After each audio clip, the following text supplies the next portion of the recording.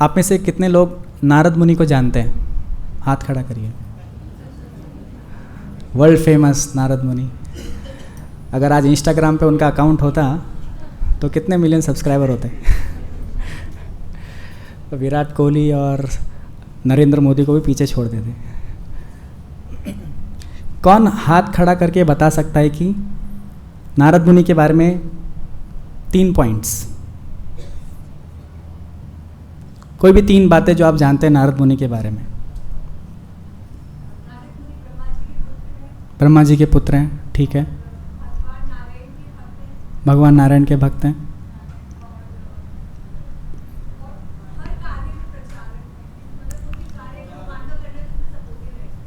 भगवान के पैरेलल उनकी भावना रहती है, अब अगेंस्ट में नहीं जाते भगवान के। तीनों लोकों में भगवत गीता का प्रचार करते हैं। और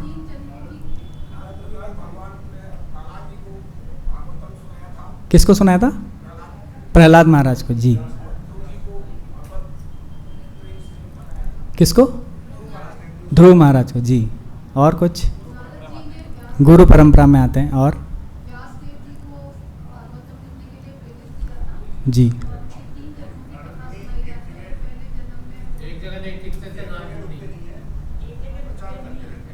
हाँ, एक जगह रुकते नहीं, प्रचार करते रहते हैं।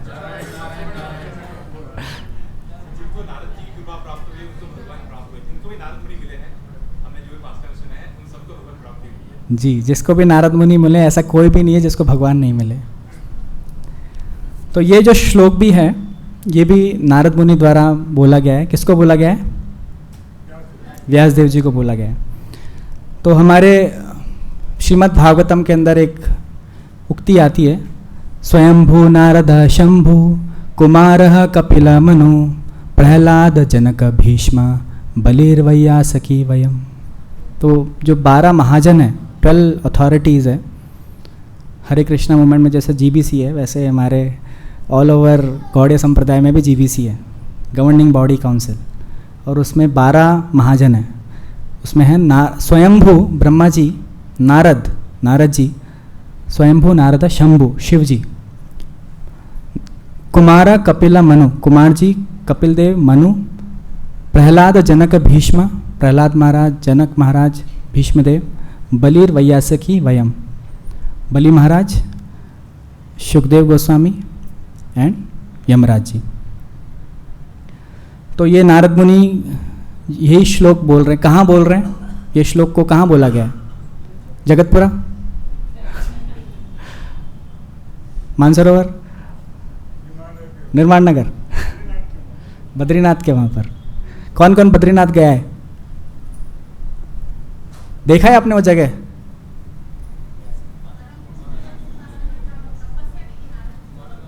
जहाँ पर, हाँ, माना गांव के अंदर, वहाँ पे व्यासदेव की गुफा देखी है आप लोगों ने? तो ये श्लोक भी वहीं बोला गया है, बद्री का आश्रम में। वहाँ पे सरस्वती नदी बहती है और वहाँ पर व्यासदेव जी का आश्रम है, उनकी एक गुफा है। और हमने पिछले श्लोकों में देखा था, ये जो 34वां श्लोक है, 34वां श्लोक है, इससे पहले वाले श्लोकों को मैं जस्ट एक रिवाइज करना चाहता हूँ ताकि हम समझ जाए कि हम लोग बात क्या करने वाले हैं, किस टॉपिक पर बात कर रहे हैं।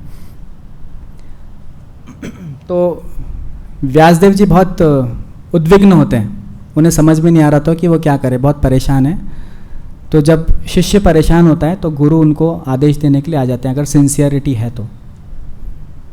अगर हम गूगल सर्च करें तो अलग बात है लेकिन अगर हम सिंसियर है तो दिव्य ज्ञान हृदय से प्रकाशित होता है। तो नारद जी व्यासदेव के पास पहुंच जाते हैं और उनको बहुत प्रशंसा करते हैं कि आपने बहुत अच्छे काम किए हैं, आपने 17 पुराण लिख दिए, आपने 4 वेद लिख दिए, आपने 108 उपनिषद लिख दिए, बहुत कुछ कर लिया आपने। फिर भी पूछते हैं कि फिर भी आप इतने दुखी हैं, इतने मन में आपके अंदर व्याधि है, प्रसन्नता नहीं झलक रही है, आपने इतना सोशल काम किया है। लोग बड़े बड़े पैकेज छोड़कर आते हैं और सोशल वर्क करते हैं, इसलिए करते हैं ताकि मन में शांति हो। और सोशल वर्क कर लिया, इतने सारे ग्रंथ लिख दिए, फिर भी शांति नहीं मिल रही है। तो नारद जी पूछते हैं कि ऐसा क्यों है।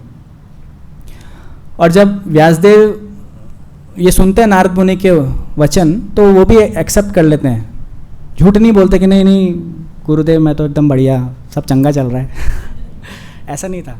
उन्होंने एडमिट किया कि यस कुछ तो प्रॉब्लम है। और वो अपने गुरु को बहुत प्रशंसा करते हैं कि आप सूर्य जैसे हैं, आप वायु जैसे हैं, क्योंकि आप सब जगह कहीं पे पहुंच जाते हैं, वायु जैसे पहुंचती है वहाँ पे, वैसे आप सब जगह पहुंच जाते हैं। आप परमात्मा जैसे हैं, मेरे अंदर कुछ तो दिक्कत थी और आपको तुरंत पता चल गया और आप आ गए। तो ऐसे बहुत सारे ग्लोरिफिकेशन करते हैं।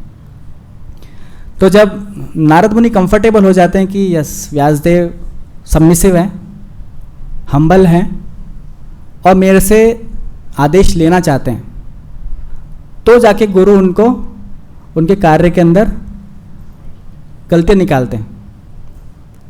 हम लोग कैसे होते हैं, किसी ने पूछा नहीं और गलतियाँ निकालना शुरू, ये खराब वो खराब, आज नमक कम आज नमक ज़्यादा, ये तुम्हारा ये खराब वो खराब।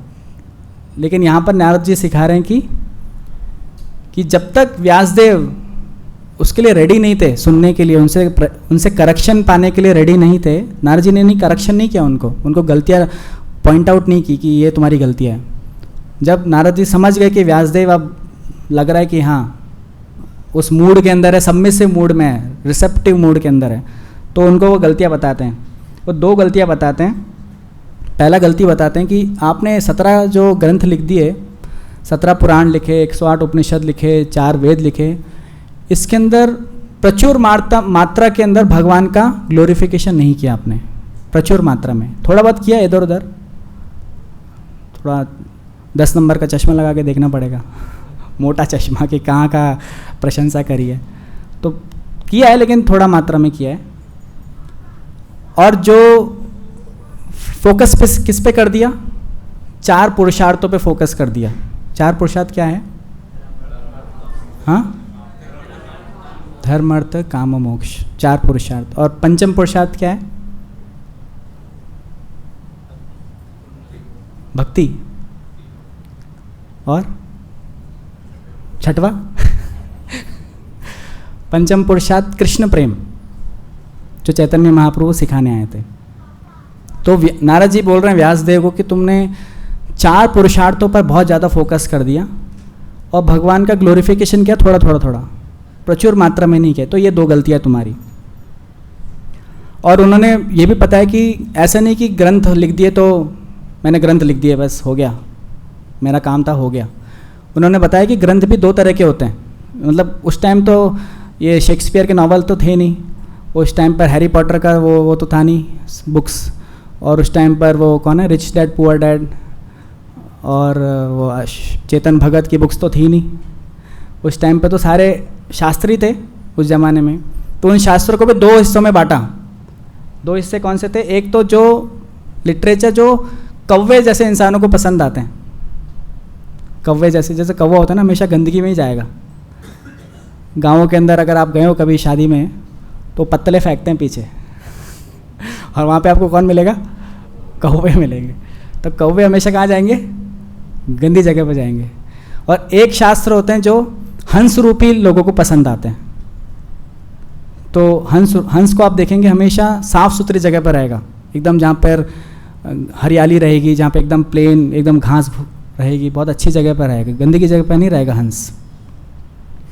तो उन्होंने बताया कि एक्चुअली इतना भी बेइज्जती नहीं करना चाह रहे थे व्यासदेव की कि तुमने कौवे जैसे लिटरेचर लिख दिए, बस थोड़ा सा हिंट देके छोड़ दिया कि 2 तरह के लिटरेचर होते हैं, एक कौवा लोगों को पसंद आता है और एक हंस लोगों को पसंद आते हैं। और फिर बताया कि भक्ति ही सबसे ज़्यादा कीमती वस्तु है, उससे बढ़कर कुछ भी नहीं है, ये भी बताया उन्होंने। और बोला कि तुम्हें इस पर एम्फेसिस करना चाहिए, इस पर फोकस करना चाहिए, भक्ति के पर, ना कि इन 4 पुरुषार्थों को। कितनों के घरों में सत्यनारायण कथा होती थी या होती है? होती थी वाले कौन है? होती है वाले कौन है? और क्या पूर्णिमा कि महीने में एक बार और या 15 दिन में एक बार? पूर्णिमा। तो आपको वो कथा तो याद होगी, लीलावती कलावती, नाव डूब गई और फिर उसने व्रत नहीं किया तो सोना गायब हो गया, और फिर उसके बाद वो उसने व्रत किया तो सोना आ गया। तो ये क्या है? ये कर्म कांडिया चीज़ है। और व्यासदेव जी ने इन्हीं चीज़ों पर फोकस कर दिया। अच्छा तुम इस मंदिर में जाओगे इस दिन तो तुमको ये मिल जाएगा, इस दिन इस मंदिर में जाओगे और ऐसा करोगे तो ऐसा ये हो जाएगा। तो पूरे ज़्यादातर शास्त्रों, ज़्यादातर कहानियाँ जो पुराणों में हैं वो सब इन्हीं पर फोकस करती है। तो व्यासदेव जी बोल रहे कि नहीं, तुम्हें इससे बढ़कर जो और भी चीज़ें हैं हमारी उस पर फोकस करना चाहिए। दिया कहीं ना कहीं विष्णु पुराण में कुछ तो है और गरुड़ पुराण में कुछ है भक्ति के बारे में, लेकिन बहुत ऐसा स्कैटर्ड है, मतलब बिखरा बिखरा है। तुम्हें फोकसली कुछ करना चाहिए, इसलिए व्यासदेव को बोला इस पर फोकस करो। और भक्ति एक ऐसी चीज़ है जो व्यासदेव को समझा रहे थे कि जो कभी ख़त्म नहीं होती है। कर्मकांड खत्म हो जाएगा, दूसरे जन्म के बाद वो नहीं पूछेगा कि तुमने अच्छा वो पूर्णिमा वाला व्रत आधा ही किया था, अब उसको आधे से शुरू करो, वो दोबारा करना पड़ेगा सारा, वो केले फिर काटने पड़ेंगे, दही फिर बनाना पड़ेगा, पंजरी भी बनानी पड़ेगी दोबारा से। लेकिन भक्ति जो है वो अगर जितनी छूट जाएगी वहीं से शुरू होगी। तो ये व्यासदेव को पूरा पक्का इंस्ट्रक्शन दे दिया कि भगवान को ग्लोरीफाई करो, 100% फुल फोकस होकर वे श्री कृष्ण भगवान को फोकस करो। और नारद जी अपना खुद का एग्जाम्पल भी देते हैं कि कैसे वो मतलब अपने शिष्य को कंफर्टेबल करने के लिए कि थोड़ा फॉर्मल रिलेशन को थोड़ा करके इनफॉर्मल बना दिया जाए, ताकि व्यासदेव के मन में और भी कुछ है तो वो उगल दे, जो रह ना जाए उनके दिल में कुछ। तो अपने बारे में बता रहे थे कि मैं सुना है ना नारद मुनि की पास्ट स्टोरी, सबने सुनी थी, अबे कुछ श्लोकों पहले ही डिस्कशन हुआ था। तो नारद जी अपने पुराने जन्मों की कथा बताते हैं कि वो पहले एक नरसिंह वो दासी पुत्र थे और वो कैसे उनके जीवन में बहुत शुद्ध भक्त आए और वो भक्त बन गए। तो ये भी नारद जी बताते हैं व्यासदेव को, देखो मेरा जीवन ऐसा था और अब मैं कैसा हो गया। तो ये भक्ति का ही प्रभाव है, शुद्ध भक्तों की कृपा है। और अब जो ये श्लोक है उसके बाद जो ट्रांजिशन हो रहा है, तो नारद जी अब उस सीढ़ी के ऊपर बढ़ रहे हैं, जब जो इंस्ट्रक्शंस दे रहे हैं ना कि आपको कर्म योगा के बारे में समझा रहे हैं कि कैसे भगवान की सेवा में लगकर हमें कर्म करते रहना चाहिए। तो कोई पूछ सकता है कि यार कर्म से तो हम संसार में बंधे पड़े हैं, इतने सारे कर्म कर रहे हैं दुनिया भर के, पिता का कर्म कर रहे हैं, माता का कर्म कर रहे हैं, पुत्र वाला कर्म कर रहे हैं, पति वाला कर्म कर रहे हैं, पत्नी वाला कर्म कर रहे हैं, समाज में रहकर कुछ कर्म कर रहे हैं, एज ए समाज, as a citizen of this country, जो भी हम कर रहे हैं। तो ये सारे कर्मों से ही तो हमें बंधन मिल रहे हैं। हम कर्म करते हैं, हमारे अंदर इच्छाएं जन्म होती है, उस इच्छाओं से दूसरी इच्छाएं जन्म होती है। तो फिर ये कर्म से हम भगवान की सेवा, भगवान के निकट कैसे जा सकते हैं कर्म करने से। तो ये पिछला श्लोक था जिसके अंदर नारद जी बोलते हैं कि कर्म अलग होता है और कर्म योग अलग होता है। तो कर्म योग से हम क्या कर सकते हैं, हमारे कर्म बंधनों को काट सकते हैं। यहाँ देखिए एक बहुत अच्छा, कल्पन्ते कल्पिता परे एवात्म विनाशाय, वो तो वही सारे कर्म जो उसकी शाश्वत बंधन के कारण होते हैं, कर्म रूपी वृक्ष के विनाशकर्ता बन जाते हैं। तो कर्म को किससे कंपेयर किया है, कौन से, इससे, आम के वृक्ष से, अश्वत्थ मतलब क्या होता है, वट वृक्ष, बैनियन ट्री। किसी ने देखा है वट वृक्ष रियल में? कितना बड़ा देखा है आपने?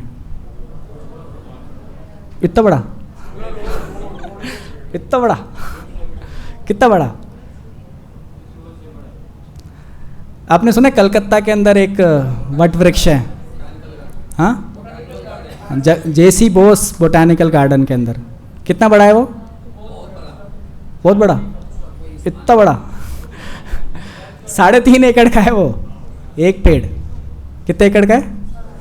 एक ही पेड़ है वो। और उसका क्या खास होती है वट वृक्ष में? जड़ें गहरी होती है,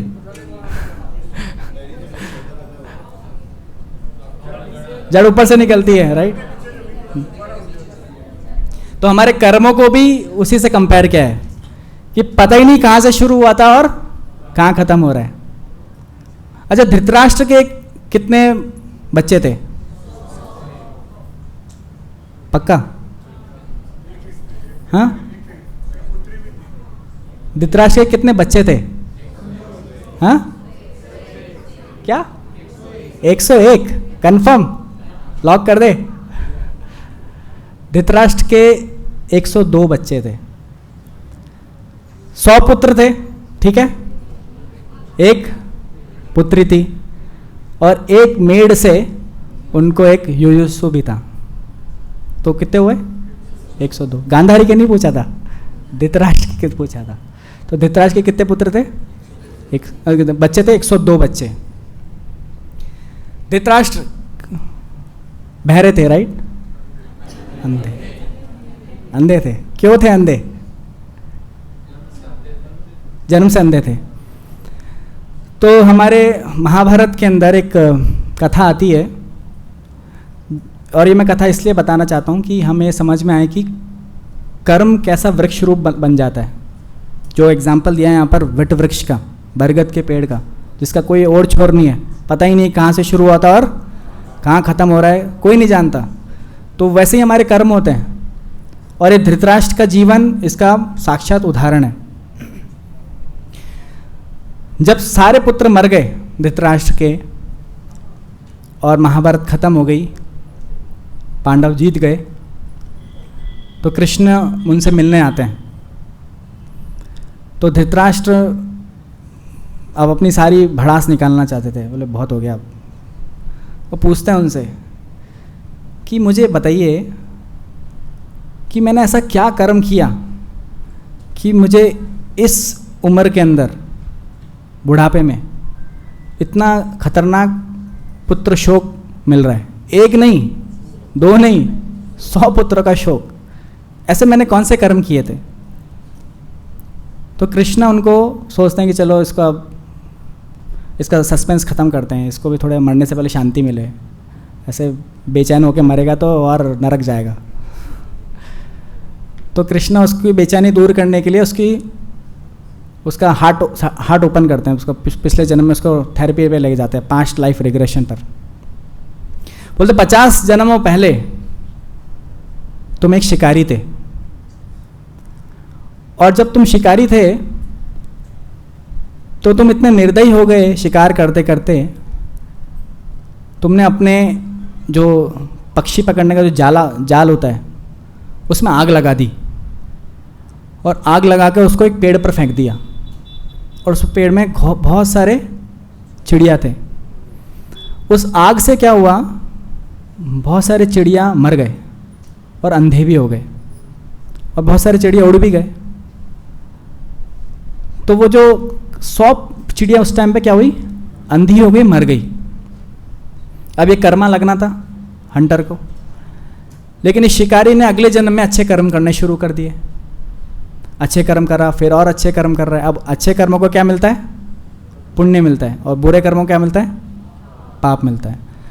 ये शिकारी अच्छे कर्म करने लग गया। 51 में, 52 में, 53वीं वाली उसकी जो योनि थी, 54वीं वाली जो जन्म था, 55 वाला जो जन्म था, ऐसे करते करते 99वें जन्म तक उसने अच्छे कर्म करे। अब अच्छे कर्मों से क्या हुआ? उसको राजा बनने का मौका मिला, और उसके कर्म इतने संचित हो चुके थे कि उसको पुत्र भी मिलेंगे, क्योंकि शास्त्र बताते कि अच्छे पुण्य करने से पुत्र प्राप्त होता है। वो कलयुग के पुत्र की बात नहीं हो रही है ये जो एकदम शांत सुशील, एकदम जो हम लोग सोचते ना कि वो डबल कोर्स बंदा परफेक्ट, उसकी बात हो रही है। तो बहुत सारे पुण्य करने से एक अच्छा पुत्र मिलता है। त्रायते इति पुंसा नरका इति पुत्र, जो हमें पुम नाम के नरक से निकाल दे। अभी तो पुत्र खुद ही नरक में जा रहा है तो वो निकालेगा कैसे? तो ये परफेक्ट पुत्र की बात हो रही। तो पुण्य करने से पुत्र मिलते हैं। तो उसने इतने पुण्य करे कि उसको राजा भी बनने को मिल रहा 100वें जन्म में, और क्या हुआ? उसको 100 पुत्र भी मिले पुण्य के रूप फल। लेकिन अभी क्या था? 50वां जो जन्म में उसने जो किया था, 100 पक्षियों को मारा था और उसको अंधा किया था, वो कर्म झूल रहा था उसके सर के ऊपर। वो वेट कर रहा था ना, अभी 100 चिड़ियों को उसने अंधा किया है, 100 चिड़ियों को मारा है, तो एक चिड़िया से, एक बच्चे को मारने से थोड़ी बराबरी हो जाएगी। तुम मेरे को 3 थप्पड़ मारोगे तो मैं भी तो 3 मारूंगा ना, बराबरी करना है। तो कर्म भी ऐसा है, वो ये नहीं सोचता अरे भक्त है तो छोड़ दो। भक्त मतलब भक्तों को तो छोड़ देगा, कृष्णा उसको थोड़ा सा करके भेज देंगे, लेकिन ये बड़ा आदमी है इसको छोड़ दो, यार ये तो गरीब है यार दया करो इस पर, ऐसा कर्म नहीं सोचता है। तो कर्म वेट कर रहा था कि भाई 100 चिड़ियों को तूने मारा है, बेटा आने दे तेरे 100 पुत्र बताता हूँ। तो 100 पुत्र आए उसके, तब वो कर्म क्या हुआ, उस पर हिट करता है, क्योंकि उसने क्या किया था, 100 चिड़ियों को अंधा किया था, तो वो कैसा क्या हुआ, अंधा पैदा हुआ। क्योंकि उसने 100 चिड़ियों को मारा था, तो उसके क्या हुए, 100 पुत्र मरे। तो अब देखो आप, कर्म का वृक्ष इतना खतरनाक है। हम सोचते हैं हम तो बहुत अच्छा काम कर रहे हैं जीवन के अंदर, ये कैसे बुराई आ गई मेरे जीवन में, ये कैसे लाइफ रिवर्स हो गई, लाइफ ने यू टर्न कैसे ले लिया। तो हम जानते ही नहीं कि कौन सा कर्मा कब हमें आके अटैक कर देगा। तो इसलिए यहाँ पर क्या बोला है, कर्म रूपी वृक्ष, और वो भी कौन सा वृक्ष, आम का नहीं जिसमें मीठे फल आते हो, वट वृक्ष, फल भी नहीं होते और पता भी नहीं चला, कोई छुप जाए तो ढूंढना भी मुश्किल है। और दूसरा क्या बोला यहां पर, कर्म और कर्म योग में डिफरेंस। यहां पे लिखा हुआ है कि इस प्रकार जब मनुष्य के सारे कार्यकलाप भगवान की सेवा में समर्पित होते हैं, तो यानी कार्यकलाप कर रहे हो लेकिन कौन से इसमें, भगवान की सेवा में।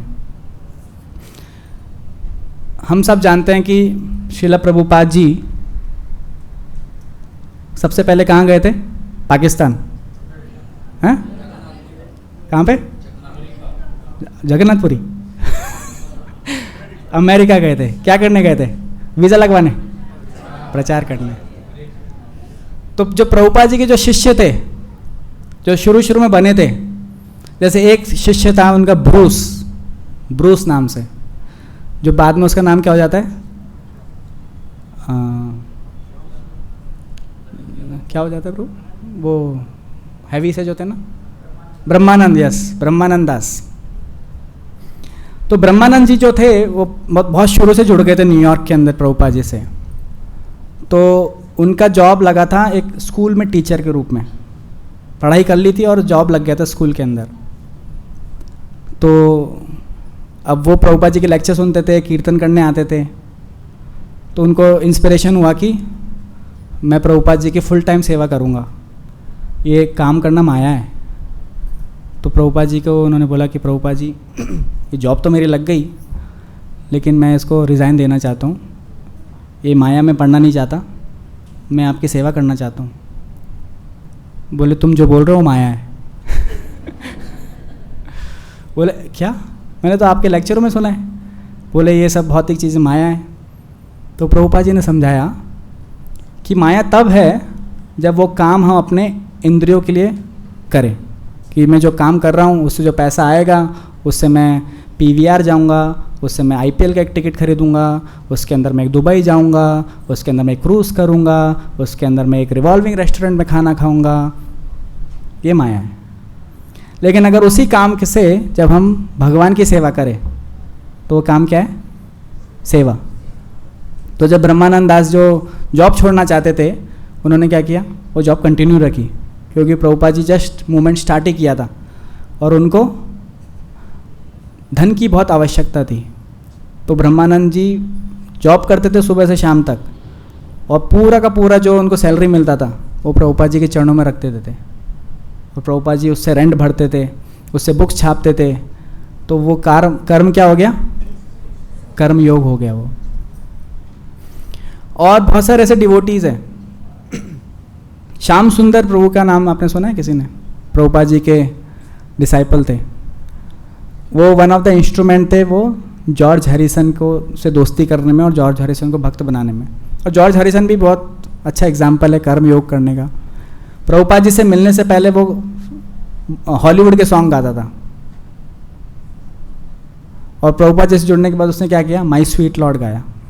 उसने गोविंदम आदि पुरुषम के लिए म्यूज़िक दिया। हम लोग सुनते ना रोज गोविंदम आदि पुरुषम दर्शन आरती में, उसका वो म्यूज़िक किसका दिया हुआ है, आतिफ असलम या कौन है वो दूसरा, हाँ, अरिजीत सिंह, हाँ, उसका म्यूज़िक है क्या? गोविंदम आदि पुरुषम में किसका है? जॉर्ज हैरिसन का। तो वो प्रभुपाद जी की उसने इतने सेवा करी तो वो आज अमर हो गया। जब तक इस धरती पर कौन क्या रहेगा? हरे कृष्णा मूवमेंट रहेगा। जब तक इस धरती पर हरे कृष्णा मूवमेंट रहेगा ये सॉन्ग बजेगा। तो ये कैसा आशीर्वाद मिला? प्रभुपाद जी की सेवा करने का। और ऐसे नहीं कि सरेंडर कर दिया जाके, चलो मैं म्यूज़िक बजा देता, अब मैं फुल टाइम सेवा करूँगा। क्या किया उसने? उसी म्यूज़िक को कृष्ण के लिए लगाया और प्रभुपाद जी ने उसको आशीर्वाद दिया। और ऐसा आशीर्वाद कि जब तक इस धरती पर हरे कृष्णा मूवमेंट रहेगा तब तक मंदिरों के अंदर, और एक मंदिर में नहीं कि चलो न्यूयॉर्क में बजेगा, तुमने न्यूयॉर्क में म्यूज़िक दिया था, जितने भी धरती पर टेम्पल्स है हर टेम्पल के अंदर एवरी डे ये म्यूज़िक बजेगा।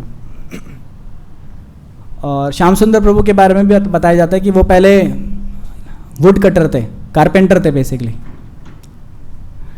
कारपेंटर होकर वो जब जुड़ गए मंदिर से तो प्रभुपाद जी सैन फ्रांसिस्को के अंदर थे और अपनी बिल्डिंग की छत नहीं मतलब उनकी विंडो से वो नीचे देख रहे थे ऐसे ही। तो उनको एक ट्रक दिखाई दिया। हमारे यहाँ पर जो ट्रक चलते हैं ना उसमें पीछे खाली रहता है पूरा, आगे सिर्फ ड्राइवर बैठता है और पीछे बॉडी नहीं होती, वो खाली होता है, राइट? हाँ, प्लेटफॉर्म ही होता है केवल। उसको वहाँ यूएस में फ्लैट बेड ट्रक्स बोलते हैं। तो वो प्रभुपाद जी ने देखा ऐसे जा रहा था तो उनके दिमाग में जस्ट कुछ आइडिया आया। इतने में एक प्रभुपाद जी की एक शिष्या थी, मालती देवी, मालती माता जी। वो ग्रॉसरी करने गई थी इंडियन स्टोर पर। तो वहाँ पर वो जब ग्रॉसरी कर रही थी तो उसको 2 खिलौने दिखाई दिए। तो सोचा कि चलो समझ में तो नहीं आ रहा लेकिन कुछ भारतीय जैसा लग रहा है, प्रभुपाद जी से जाके पूछेंगे। वो उठा के ले आई, फिर प्रभुपाद जी को दिखाती, प्रभुपाद जी ये क्या है? तो प्रभुपाद जी ने जैसे उसको देखा उसको दंडवत कर दिया। तो वो बोली ये क्या था, मैं क्या ले आई ऐसा टाइम? तो प्रभुपाद जी ने बताया कि ये 2 ही थे क्या, और भी एक होना चाहिए? बोले कि शायद होगा, मैं जहाँ से देखा नहीं मैंने। तो वो गई वापस भागकर स्टोर पर, फिर पूछा इसके साथ में और कुछ था क्या? बोले हाँ इसके साथ और एक है, वो लेकर आई। फिर प्रभुपाद जी से पूछे ये कौन है 3? तो बोले ये 3 भाई बहन हैं। बोले भाई बहन? बोले हाँ। बोले ये कृष्ण बलराम और सुभद्रा है, जगन्नाथ बलदेव सुभद्रा। मतलब छोटे छोटे से ऐसे थे डॉल टाइप, जैसे हमारे गिफ्ट काउंटर में मिलते हैं ना वो वैसे। तो फिर प्रभुपाद जी ने एकदम से सोचा कि मैंने ट्रक भी देखा, ये अब खिलौने भी आ गए, तो लगता है जगन्नाथ जी को अब सैन फ्रांसिस्को में आना है। तो फिर अपने शिष्यों से पूछते हैं, क्योंकि जगन्नाथ जी किसके बने होते हैं? सोने के, लकड़ी के। तो पूछते हैं ये लकड़ी काटना कौन जानता है? तो श्याम सुंदर वो उसकी वाइफ बोली मेरे पति जी है वो जानते हैं वो। तो उस चीज सुनो जी, प्रभुपाद जी बुला रहे हैं। बोले क्या काम? बोले कि वो लकड़ी काटनी है। तो प्रभुपाद जी ने समझाया, तो स्केच बना के दिया। बोले क्योंकि खिलौने छोटे छोटे थे ना, तो उन्होंने स्केच बनाया बड़े बड़े। बोले ऐसे जगन्नाथ है, ये बलदेव है, सुभद्रा है।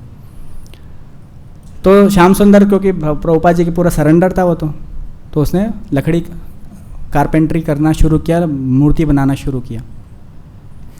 पर अभी क्योंकि वो पूरा भक्त नहीं बना था तो वो अपने रूम पे लकड़ी काटता था, उसको कारपेंट्री करता था, और एक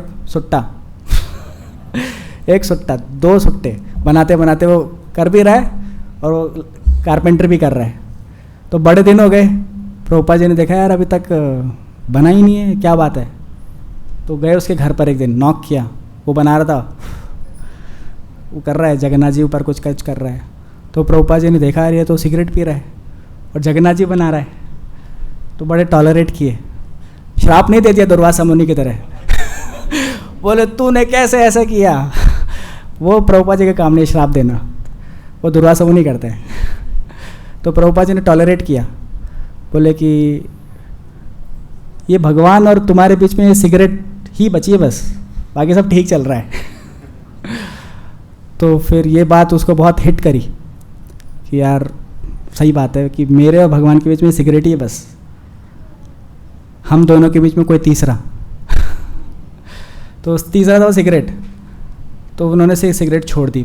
तो प्रभुपाद जी ने ऐसे बोला ये तुम अपराध कर रहे हो, 11वां ऑफेंस है, सिर्फ प्यार से समझाया कि ऐसा है। तो वो क्या था, कर्म योग था। उसका कर्म क्या हो गया, कर्म योग बन गया जब उसने अपने टैलेंट को प्रभुपाद जी की सेवा में लगाया। तो कर्मों से क्या होता है, हम वृक्ष रूपी बरगद जैसे वृक्ष रूप में फंस जाते हैं। ऐसा फंसते हैं कि निकलना मुश्किल है। 50वीं लाइफ का पता नहीं कहाँ से कब हमें हिट करेगा। लेकिन जब हम उसी कर्म को कर्म योग बना लेते हैं, अपने कर्मों से भगवान की सेवा करते हैं, तो क्या होता है, इसमें आखिरी में लिखा हुआ है कि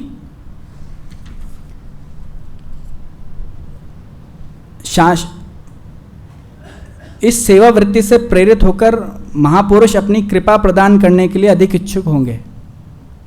तो जब श्याम सुंदर, जॉर्ज हैरिसन ये सब अपनी सेवा वृत्ति करने लग गए, तो क्या वो महापुरुष खुश हो गए। कौन थे वो महापुरुष, श्रील प्रभुपाद। वो खुश हो गए और उनको ब्लेस किया। ब्लेसिंग में क्या मिला, बड़ा घर, बड़ी कार,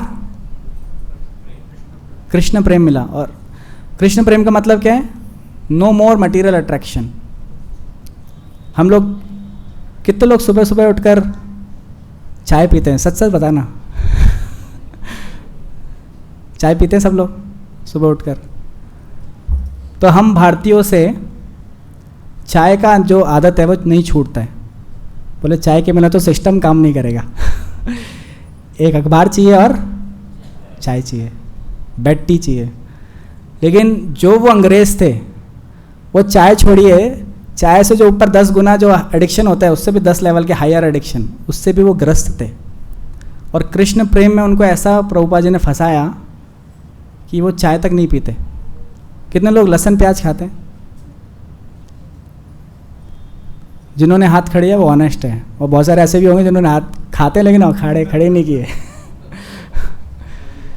तो चाय छोड़ दी, ऑनियन गार्लिक छोड़ दिया, सिर्फ प्रभुपाद जी ये कहने मात्र से कि ये भगवान और तुम्हारे बीच में बाधा है। तो कर्म योग जब किया तो क्या हुई, उस सेवा वृत्ति से कौन खुश हुए, महापुरुष खुश हुए और उनको ब्लेस किया। उसके बाद में इस श्लोक के जो सेकंड जो दो पैराग्राफ है, इसका जो सेकंड पैराग्राफ है उसके अंदर बताया गया है कि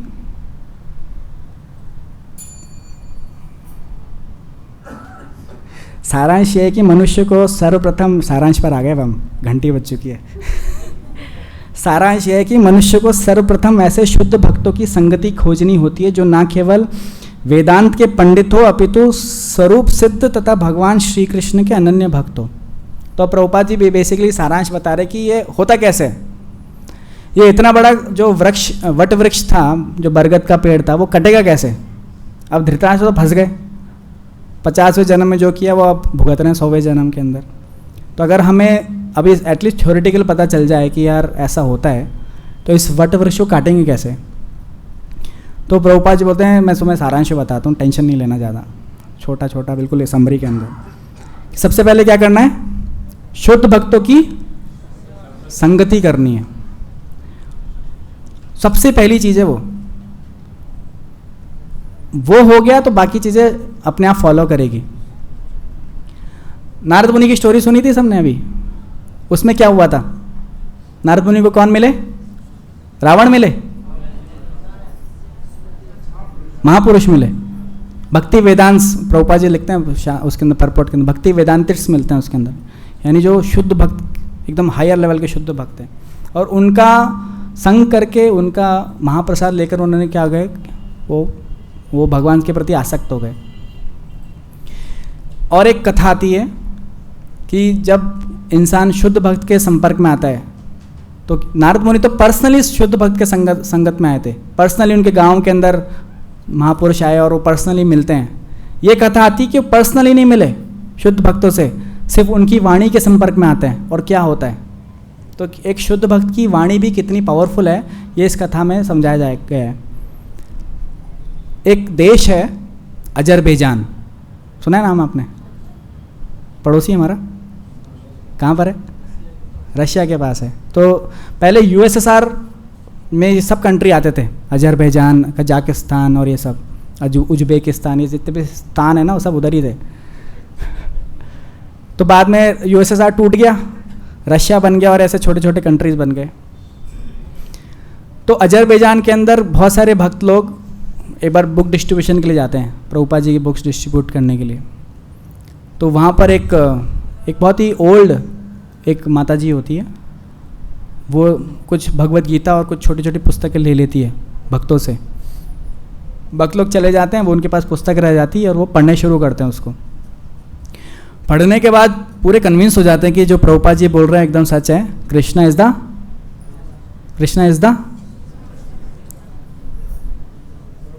द क्या? Supreme personality of God head.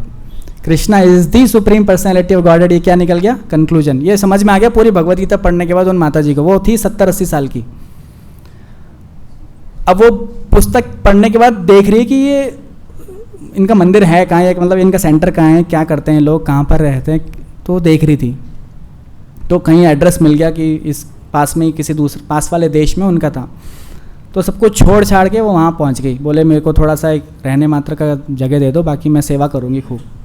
तो उनको दे दिया उनके पैशन को देखकर। अब भक्त लोग इससे भी ज़्यादा हैरान हो गए कि ना केवल वो कन्विंस है कि कृष्णा है तो सुप्रीम पर्सनैलिटी, बल्कि वो तो प्रचार भी कर रही है। वो जो भी मंदिर में आ रहा है उसको बोल रही है कि देखो कृष्णा है तो सुप्रीम पर्सनैलिटी है, ये बुक पढ़ो, तुम भी समझ में आ जाएगा। तो वो भक्त लोग और भी बहुत उत्साहित हो गए उनके उसके डिटर्मिनेशन को देखकर, उनके इस तरह की कन्विक्शन को देखकर। फिर बीच में क्या हुआ कि एक भक्त थे जो उस टाइम, ये बात है प्रभुपाद जी के जाने के बाद की। 1977 में प्रभुपाद जी अपना देह त्याग करके गोलोक वृंदावन चले गए। ये उसके बाद की बात है, 80s के अंदर, मिड 80s में। तो उस बीच में बहुत सारे डिवोटीज रिसर्च करने लगे। तो एक रिसर्च के अंदर उन्होंने एक डॉक्यूमेंट्री बनाई। अहोबिलम नाम सुना है सबने? अहोबिलम गए? कितने लोग गए अहोबिलम? या नाम सुना है? अच्छा, ये नाम सुना है? नरसिम्हदेव हिरण्यकशिपु को मारे थे, तो जहाँ मारे थे वो है अहोबिलम। वहाँ पे वो स्तंभ है जहाँ से नरसिम्हदेव निकल गए। हैदराबाद से 7 आवर्स की दूरी पर है जगह। तो जब पहली बार रिसर्च फॉरेन डिवोटीज़ ने करी कि अहोबिलम नाम की कोई जगह है, तो वहाँ पर पहुँचना ही बड़ा मुश्किल था। तो उन्होंने पूरी डॉक्यूमेंट्री बनाई कि अच्छा पहले आप हैदराबाद जाओ, फिर वहाँ से आप एक वेदगिरी नाम के गांव में जाओ, फिर वहाँ से आप पैदल जाओ जंगलों के अंदर, और बहुत बहुत मुश्किल था। और पूरी उन्होंने डॉक्यूमेंट्री बनाई। वहाँ पे 9 नरसिम्ह भगवान के मंदिर हैं, उनके बारे में बताया कि ये नरसिम्हदेव योग नरसिम्हा है, ये कारंज नरसिम्हा है, ये वाला नरसिम्हा है। ऐसे बहुत सारे उन्होंने पूरे डॉक्यूमेंट्री में बताया। और ये डॉक्यूमेंट्री उन माता जी ने देख ली। जब उन्होंने देख ली तो उनको लगा कि यार ये तो बड़ी दुर्गम जगह है, नरसिम्हदेव की सेवा करने वाला ही कोई नहीं है। पुजारी सुबह आता है, थोड़ी आरती करके भाग जाता है, उनको रात को रहने में डर लगता है उस जगह पर, जंगल के अंदर। तो वो माता जी को लगा कि नरसिम्हदेव को मेरी बहुत सख्त ज़रूरत है, मुझे वहाँ जाना चाहिए। ये 80s की बात है, जब अहोबिलम जस्ट डिस्कवरी हुआ था। मतलब लोकल लोग तो जानते थे, इंडिया वाले लोग, हैदराबाद वाले लोग, इन पूरे वर्ल्ड वाइड जो डिवोटी कम्युनिटी थी उसमें जस्ट अभी डिस्कवरी हुआ था अहोबिलम की कुछ होता है। और एक डिवोटी ने जाकर बस रिसर्च किया था। अब ये माता जी बड़ी एक्साइटेड हो गई कि मुझे वहाँ जाके सेवा करनी है। तो इन्होंने वहाँ के लोकल जो जिस मंदिर में रहती थी वहाँ पर एक डिवोटी से बात करी कि प्रभु जी मुझे वहाँ जाकर सेवा करनी, मुझे नरसिम्हदेव बड़े कष्ट में। तो बोले माता जी आपका सब ठीक है ना? बोले आप सेवा करो, यहाँ पर क्या दिक्कत है, प्रसाद मिल रहा है, सुबह शाम बढ़िया कीर्तन हो रहा है। बोले नहीं प्रभु जी मुझे जाना है, मुझे अंदर से कॉलिंग आ रही है। तो उसकी बात को कोई ध्यान नहीं देता वहाँ पर। बोले बुजुर्ग हो गए, अभी थोड़ा ऐसे ही होता है कभी कभी। तो वृंदावन में उनको पता चला कि अजरबैजान का कोई उसी देश का एक डिवोटी वृंदावन में भी रहता है। तो उन्होंने कॉल लगवा दिया वहाँ पर कि मुझे उन डिवोटी से बात करनी है, और उनको बताया कि प्रभु जी मैं इंडिया आना चाहती हूँ, और मेरे को वो जो मैंने डॉक्यूमेंट्री देखी थी उस डॉक्यूमेंट्री से मेरे को ये समझ में आ गया कि भगवान वहाँ पे अकेले हैं, कोई सेवा करने वाला नहीं है, मेरी सख्त ज़रूरत है वहाँ पर। तो वो भक्त भी सोचा यार ये कौन सी जगह है अहोबिलम, वो डॉक्यूमेंट्री उन्होंने देखी नहीं थी। तो बोले कि माता जी मैं देखता हूँ क्या है। तो उनको लगा कुछ होगा, कहीं वृंदावन के अंदर कोई मंदिर होगा। तो उन्होंने डॉक्यूमेंट्री देखी तो वो समझ गए, ये तो लगा कि ये माता जी तो सोच रही मैं सुसाइड करना चाहती हूँ। तो ऐसी ऐसी बातें कर रही है। तो उन्होंने फिर माता जी का फ़ोन आया, बोले कि मुझे जाना है वहाँ पर। तो वो समझा रहे थे नहीं माता जी आप रहो वहाँ पर, प्रभुपाद जी का प्रचार करो। बोले नहीं मेरे, क्योंकि वो घर पे उनके घर में एक छोटे से गोपाल भी थे, तो बोले गोपाल मेरे को आदेश दे रहे हैं, मेरे को अंदर से बोल रहे हैं कि जाना है।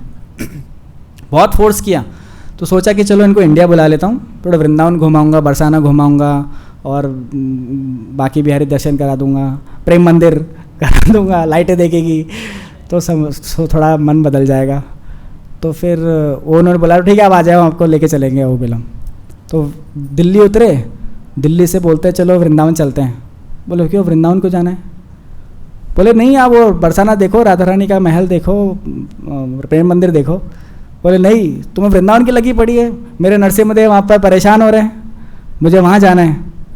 तो वो बोले कि ये तो लगता है आत्महत्या करने आई है, इसको कोई रोक नहीं सकता, अब ये बड़े बुजुर्ग लोगों को बहस भी नहीं कर सकते। तो सोचा कि चलो पहले मैं जाके देख के आता हूँ क्या है सिचुएशन क्या है। तो वो जाते हैं, वो जो डिवोटी होते हैं वो जाते हैं, देख कर आते हैं। वो देखने के लिए पहले वो गांव जाते हैं, गांव से वो पुजारी को लेके जाते हैं साथ में, और वो देखते हैं कि वहाँ ना रहने का है, ना खाने का है, ना पीने का, हिसाब किताब है, पूरा जंगल है, जंगली जानवर है, शेर चीते बिल्ली पता नहीं क्या क्या है, बिच्छू। तो प्रभु जी को लगा कि यार ये तो माता जी मरेगी वहाँ जाएगी, तो कोई और तरीका नहीं है अब। तो फिर वो सोचते हैं कि चलो बहुत फोर्स कर रही है तो मैं लेके चलता हूँ, एटलीस्ट देखेगी, आंखों देखो, पढ़े लिखो को फारसी क्या था, हाथ कंगन को फारसी क्या, पढ़े लिखो को फारसी क्या, और देखेगी तो समझ जाएगी कि मैं क्या बोल रहा हूँ, अभी समझ में नहीं आ रहा है, बत्ती नहीं चल रही दिमाग की। तो लेके चलते हैं चलो। तो लेकर गए उनको वेदगिरी, वहाँ लेकर गए। फिर अब वो अजरबैजान की ना हिंदी आती ना इंग्लिश आती ना कोई भाषा आती, वो प्रभु जी को ट्रांसलेटर बना के लेकर गई थी। वो पुजारी को बोल रही कि मुझे वहाँ जाना है, सेवा करनी है। तो बोले क्या पागल है क्या, मरने आई है क्या यहाँ पर? बोले नहीं भगवान मेरे को बुला रहे हैं, मुझे वहाँ पे सेवा करनी है। तो बोले ठीक है। वो प्रभु जी उसको हिंदी बोलता रहे, प्रभु जी लेके चलो, देखेगी तो बाद में वापस आ जाएगी, टेंशन नहीं है। बोले लेके जाते हैं उसको, और वो घने जंगलों के अंदर पानी और ये पता नहीं क्या क्या, शेर चीते, वहाँ लेकर गए। पुजारी को भी डर लग रहा था क्योंकि वो तो वैसे ही दिन जाता था, दिन में वापस आ जाता था। तो वहाँ जाने के बाद जब उसने देखा कि मंदिर आ गया, भगवान की सेवा करने वाला कोई नहीं है, तो ये लोग सोच रहे थे कि अब शायद ये बोलेगी कि हरि बोल बैक टू अजरबैजान। लेकिन क्या बोलती है वो, मैं तो अब यहीं रहूँगी, मुझे मेरा ठिकाना मिल गया, मैं यहीं सेवा करूँगी। तो फिर वो पुजारी को लगा कि यार कुछ तो बात है, ये हम यहाँ पर रहकर डर रहे हैं, हम भारतीय होकर डर रहे हैं, यहाँ सेवा करने में हमें हिचकिचाहट है। ये माता जी ना हिंदी जानती ना इंग्लिश, और पता नहीं कौन से देश से आई है और नाम भी नहीं सुना मैंने, और ये आके सेवा करने के लिए इसका इतना मन है। तो वो बोलते कि माता जी मैं आपको भगवान के भरोसे छोड़ रहा हूँ, लेकिन आपकी भक्ति इतनी स्ट्रांग है कि मुझे लग रहा है कुछ तो होगा। और ये प्रभु जी सोच रहे थे कि मैं तो इनको दफना के आ रहा हूँ एक तरह से मुझे नहीं पता दोबारा मैं इनसे मिल पाऊँगा कि नहीं मिल पाऊँगा। तो वो चले जाते दोनों, और वो वहाँ पर खूब सेवा करना शुरू करती है। तो एक दिन वो पुजारी के पास कोई फ़ोन वोन होता है, तो वो एक दिन जाते हैं, तो बोलते हैं वो प्रभु जी बात करा देना ज़रा जब जाओ। तो बात करते हैं, माता जी कैसे चल रहा है, सब ठीक है ना? बोले हाँ सब ठीक है, एक दिन बिच्छू काट गया था, सांप ने डंक मार दिया था। बोले फिर क्या किया? बोले कुछ नहीं, मैं नरसिम्हदेव के पास गई, बोले ऐसा ऐसा है। बोले नरसिम्हदेव बोले चरणामृत पी लो, सब ठीक हो जाएगा, नो वरीज। वो दिमाग घूम गया, बोले ये क्या है? बोले हमें तो विश्वास ही नहीं होगा ना ऐसा हुआ है। लेकिन वो उनका इतना स्ट्रॉन्ग कन्विक्शन फेथ था कि वो मीराबाई की तरह काम हो रहा था सब कुछ। तो फिर धीरे धीरे गांव के लोगों में भी हिम्मत आई, बोले कि दूर देश से आई हुई कोई बूढ़ी औरत सेवा कर रही है और हम गांव के लोग डर रहे हैं यहाँ पे जाने से। तो पुजारी गांव वालों को हिम्मत बनाकर वहाँ पे सेवा करने लगे। फिर न्यूज़ फैली धीरे धीरे आंध्र प्रदेश के गवर्नर के पास। वो गवर्नर देखने आए, बोले ऐसा कौन है यहाँ पर? वो गवर्नर ने देखा कि यार ये तो हम अपने आप को हिंदू बोलते हैं, हम अपने आप को भारतीय बोलते हैं, हम अपने आप को भगवान के भक्त बोलते हैं। भक्त का मतलब होता है प्रेम। हमारे अंदर तो एक चुल्लू भर वाला भी वो प्रेम नहीं है, और ये इनके अंदर इतना प्रेम। तो फिर वो उससे माता जी से इंस्पायर हो जाता है, और वो गवर्नर बोलता है कि मैं यहाँ पे प्रतिज्ञा लेता हूँ कि इस जगह को मैं रीडेवलप कर दूंगा और यहाँ पर सब लोग आने जाने लग जाएंगे। तो उस एक शुद्ध भक्त की वजह से वो जब उन्होंने देह त्यागा, तो वो माता जी ने वहाँ उनके पास में एक छोटे से कृष्ण के विग्रह थे, उसको गले लगाते हुए उन्होंने अपना शरीर त्यागा। तो ये शुरू कैसे हुआ? ये शुद्ध भक्ति भगवान के प्रति। अब देखिए पूरा परपट, अब दोबारा पढ़िए इसको आप। सारांश ये है कि मनुष्य को सर्वप्रथम ऐसे शुद्ध भक्तों की संगति खोजनी होती है जो ना केवल वेदांत के पंडित हो अपितु स्वरूप सिद्ध तथा भगवान श्री कृष्ण के अनन्य भक्त हो। तो सबसे पहले क्या हुआ, वो माता जी किसके टच में आई, किसके, प्रभुपाद जी की बुक्स के, प्रभुपाद जी के पर्सनली टच में नहीं आई, बुक्स के टच में आई। तो प्रभुपाद जी की बुक्स और प्रभुपाद जी में कोई डिफरेंस नहीं है। उनकी वाणी ही शुद्ध भक्त की इतनी पावरफुल होती है कि वो शुद्ध भक्त का प्रेजेंस रहना जरूरी नहीं है। इस संगति में नवदिशिक भक्तों को चाहिए कि बिना भेदभाव के तन तथा मन से प्रेम पूर्ण सेवा करें। प्रेम पूर्ण सेवा शुरू करी क्योंकि भक्त का आशीर्वाद था, शुद्ध भक्त का, बुक्स पढ़ रहे थे। फिर जब प्रेम पूर्ण सेवा करना शुरू किया तो इस सेवा वृत्ति से प्रेरित होकर महापुरुष अपनी कृपा प्रदान करने के लिए अधिक इच्छुक होंगे, जिससे नवदीक्षित भक्त में शुद्ध भक्तों के दिव्य गुणों का समावेश हो सकेगा। तो ये जो दिव्य गुण कहाँ से आए, क्योंकि फुल फेथ था कि प्रभुपाद जी जो बोल रहे Krishna is the supreme personality of godhead, और क्या कर रही थी मंदिर में सबको प्रचार कर रही थी। तो इस सेवा वृत्ति से प्रभुपाद जी का रहना जरूरी नहीं है कि वो देखें मेरे को, हाँ ये सीसीटीवी कैमरा के अंदर ये कर रही ना माता जी सेवा। वो परमात्मा हमारे अंदर है और प्रभुपाद जी परमात्मा में कोई डिफरेंस नहीं है, परमात्मा का ही एक्सटेंशन है प्रभुपाद। तो वो परमात्मा देख रहा है कि ये शुद्ध भक्त कन्विंस भी है और प्रचार भी कर रहा है, उसी चीज़ को सबको समझा रहा है, तो उससे दिव्य गुणों का समावेश हो सकेगा। तो ये जो कोई नहीं जानता, जो कोई करने के लिए रेडी नहीं था, अजरबैजान से कि एक अनजान कोई बूढ़ी औरत जाने के लिए रेडी हो गई नरसिम्हदेव के पास, वहाँ नरसिम्हदेव ने उनको चूज़ किया कि यार ये माता जी मेरे आके सेवा करेगी, क्योंकि दिव्य गुणों का समावेश हो गया, क्योंकि कन्विक्शन था। धीरे धीरे इससे भगवान की दिव्य लीलाओं के श्रवण के प्रति प्रगाढ़ रुचि उत्पन्न हो सकेगी। और भक्ति का सिम्टम क्या है, उससे हमारे अंदर भगवान के प्रति सुनने की बड़ी लालसा जगेगी। मैं भगवान के बारे में सुनूं, उनकी कथाओं को सुनूं। ऐसे नहीं कि जानते हम प्रभु जी कुछ नया सुनाओ, वो अट्रैक्शन डेवलप होगा भगवान की कथाओं को सुनने में, जिससे वह स्थूल तथा सूक्ष्म शरीरों की स्वाभाविक स्थिति तथा उससे भी परे शुद्ध आत्मा तथा परमात्मा के साथ अपने शाश्वत संबंध का ज्ञान प्राप्त कर सकेगा। तो इसमें यह है gross body and subtle body. Gross हमारे जो स्थूल शरीर वो भी दिव्य हो गया उनका माता जी का, और सूक्ष्म शरीर भी दिव्य हो गया, क्योंकि सूक्ष्म शरीर में क्या आता है, मन बुद्धि और अहंकार। पूरा फोकस था कि मुझे सेवा कर रहे हैं नरसिम्हदेव की, और शरीर तो साथ दे ही रहा था, तो शरीर भी दिव्य हो गया, और स्थूल शरीर भी दिव्य हो गया, और सूक्ष्म शरीर भी दिव्य हो गया। और उसके बाद क्या हुआ, पूरे शुद्ध आत्मा तथा परमात्मा के साथ अपने शाश्वत संबंध का ज्ञान प्राप्त कर सके। उससे परे तो ना केवल वो कन्विंस थी कि मैं शरीर नहीं हूँ, आत्मा हूँ। अगर वो ये सोचती कि मैं शरीर हूँ तो सोचती ना यार मैं जंगल में जा ही क्यों रही हूँ, मेरे को शरीर को नुकसान हो जाएगा, कोई सांप काट लेगा, कोई बिच्छू काट लेगा। तो उनको एक कन्विक्शन था कि मैं शरीर तो हूँ नहीं, मैं आत्मा हूँ। उसके बाद में ये भी कन्विक्शन आ गया कि वो परमात्मा के साथ अपने शाश्वत संबंध का ज्ञान प्राप्त कर सके, उससे भी परे। एक होता है परमात्मा की मेरे हृदय में परमात्मा है, तो परमात्मा तो ऑलरेडी गाइड कर रहे थे उनको कि जाओ अहोबिलम जाओ सेवा करो।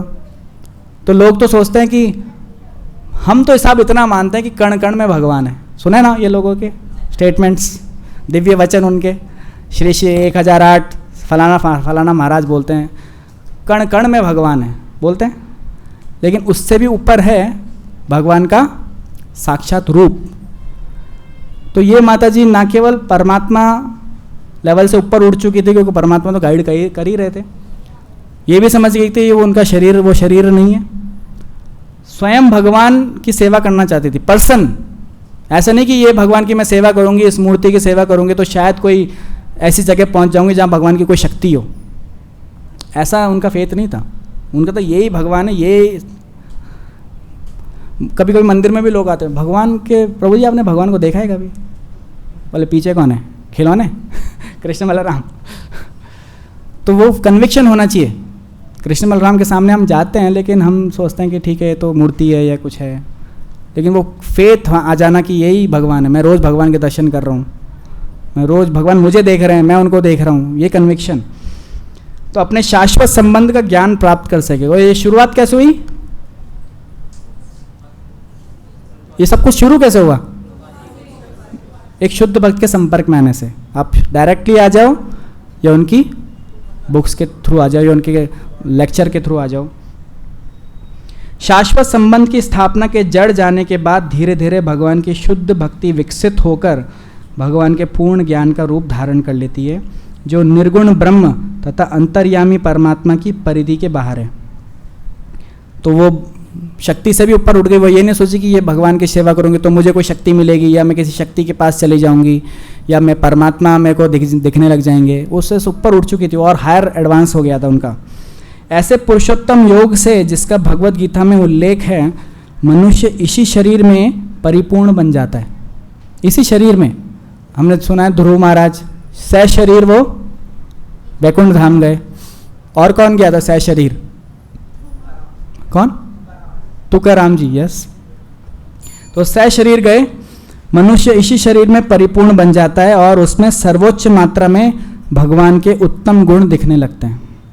शुद्ध भक्तों की संगति से ऐसा ही क्रमिक विकास होता है। तो ट्रांसलेशन देखिए, इस प्रकार जब मनुष्य के सारे कार्यकलाप ऐसे नहीं कि वीकेंड में आके सेवा करेंगे सैटरडे संडे, बाकी दिन हम अपना करेंगे, सैटरडे संडे भगवान को। जब मनुष्य के सारे कार्यकलाप भगवान की सेवा में समर्पित होते हैं तो वही सारे कर्म जो उसके शाश्वत बंधन के कारण होते हैं, कर्म रूपी वृक्ष के विनाशकर्ता बन जाते हैं। तो जो जिससे हम बंधे हुए हैं, जिस कर्म रूपी वृक्ष से, उसका विनाश कैसे होगा? जब हम सारे कार्यकलापों को भगवान की सेवा में लगा देंगे। So we will stop here. आपका कोई प्रश्न हो, आपको कुछ कहना है तो आप बोल सकते हैं।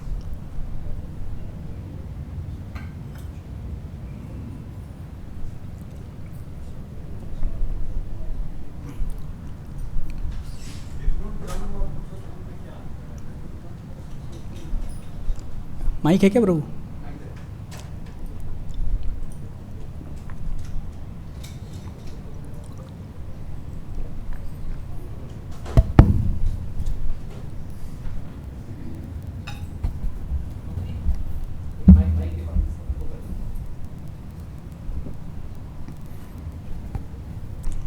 जी, ये जो आपने बताया निर्गुण ब्रह्म से ऊपर उठ जाता है पुरुषोत्तम, तो निर्गुण ब्रह्म सबसे ऊपर नहीं होता है?